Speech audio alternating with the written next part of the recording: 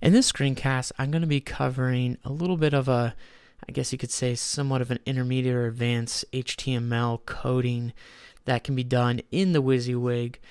We didn't have time to cover it in our in-person training, and it wasn't really brought up till kind of the end. But this functionality, you could say, would be needed when you want to add those dynamic images in a body. So not, here where you can do that in the previous screencast that I showed you, but let's say we wanted to do this in a basic page. So I'm going to, let's create just a whole new basic page. So I'm going to go to content and content basic page. And I'll show you how this workaround can be done. So I'm going to call this external map image. And in the body, we're going to do the whole process.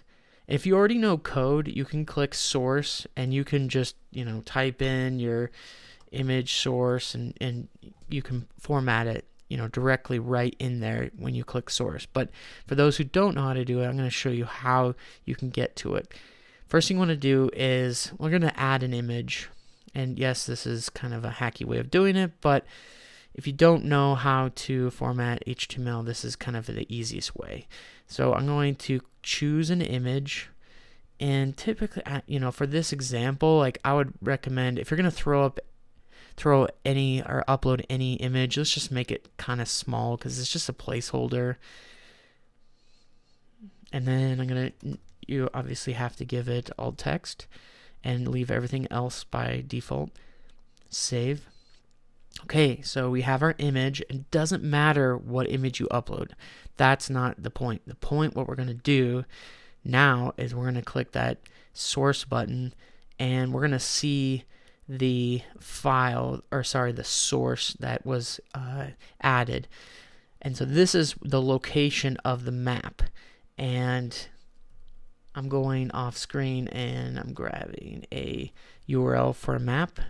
So here is an example of an external map that you might want to add to your site.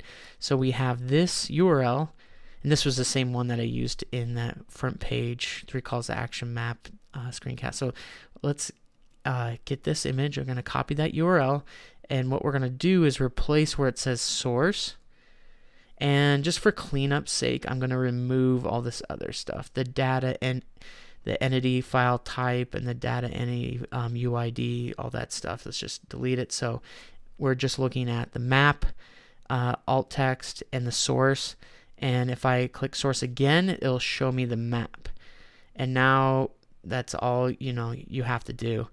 And if you wanted to replace it, you can always just click source again, and then you can replace the source.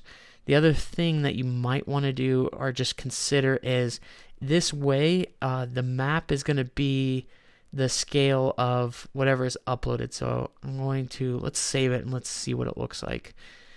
So what I mean by that is whatever you insert, it's going to be this height and width. It's not going to be any smaller unless you go into the code and kind of force it to be smaller.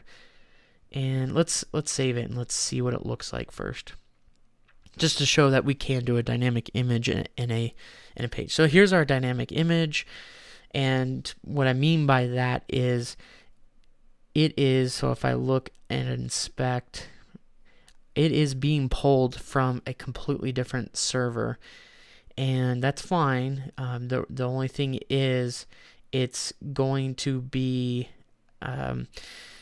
updated whenever that server updates it. And so that's an advantage or a disadvantage, however you want to see it. Now you have the ability to add images this way. I would highly recommend going this route.